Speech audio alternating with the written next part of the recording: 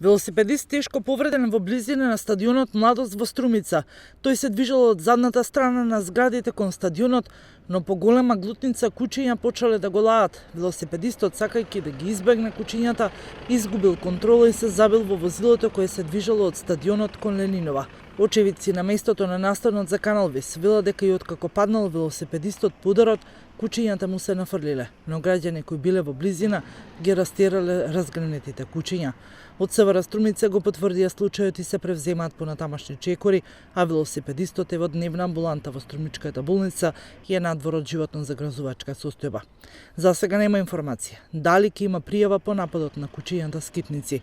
Општина Струмица последните 2 години за заловување на хумано третирање на бездомни кучиња согласно Законот за благосостојба на животните има потрошено 305.700 денари од својот буџет.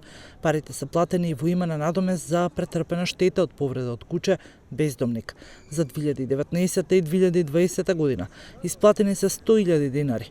Лани по основ на 3 пријави од граѓани кои приложиле документација дека се повредени од кучиња во висина од 65.000 денари, додека во 2019 35.000 денари по поднесена тужба за повреда од бездомно куче. И вчера околу 9 часот било пријавено дека во Струмица на булеварот Ленинова после крстонстицата со улицата Цветан Димов патничко моторно возило Citroen се удрило во велосипед управуван од 56 годишна жена од Струмица.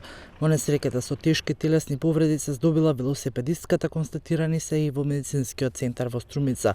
Извршен бил увид на местото на настанот од увидна екипа од СВР Струмица.